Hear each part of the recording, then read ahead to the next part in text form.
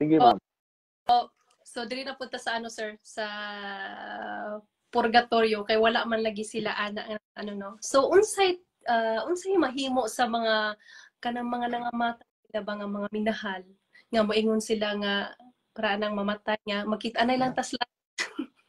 Unsa ka tinuod na sir? Actually, wrong notion na eh.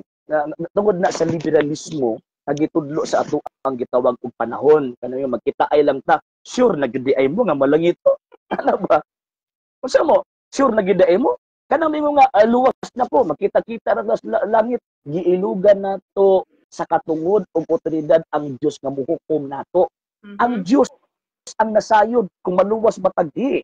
Number two, ang simbahang Katolika, Santa Iglesia Katolika Apostolika Romana, nagtudlo, based po sa malakas atong tradisyon sa pagtuo, na ang Diyos is siya ang tinugdan sa pagkamakaluluyon. Siya ang God of mercy. Naa siya unfathomable mercy.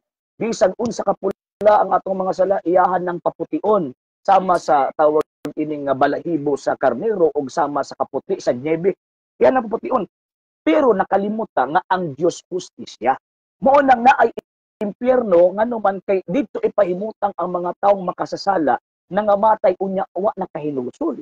Mao nang naay langit kay didto ipahimutang ang mga tao nga namatay uban sa grasya ni Kristo pasudlon sa langit. Pero naa may mga tao nga nangamatay nga nakadawat og tawag ining grasya pero wala mabayri ang damyos.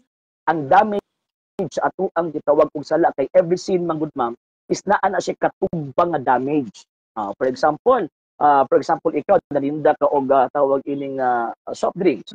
Nabuak na ko ang usa ka botilyang soft drinks nimo, ma'am. Yabi mo po, ma'am, pasaylo ako kay nabuak na ko imuhang usa ka botilyang soft drinks niya. Ikaw kay maluluyon man ka, ma'am, ingon ka sa kuha, walay problema na doon o sir. Di pasaylo ta ka, pero bayari na ang imuhang nabuak. So same pod, every sin nga mahimo nato atubangan sa Dios naa na si katumbang nga damage. Matanggal ning guilt nato sa dihang makumpisa ta makadawat tag grasya pero kadtong damage kita ang mubayad adto. In what way?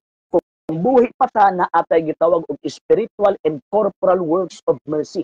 Matanggal ang damage sa ato ang gitawag og sala. Pero namatay ta nya wa nato nabayad atong damage na nato sa estado sa grasya mo nang moagi ta og purgatorio nganuman Revelation chapter 21 verse 27, walay bisan gaming sala nga makasulod dito sa langit. So buot ipasabot o layon una ta, so ang tanan nga naa sa purgatorio wa na kay gayon nang maimpyerno.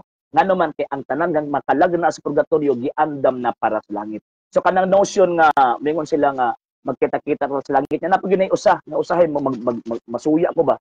Magbasa bitaw nga, "Oy, happy birthday mama in heaven." Dili man ningon ana ang Diyos na ba? Mag-uultas panguna-huna niya. Ang problema kay mga Katoliko, baya, musulti. Ano ba, Katoliko?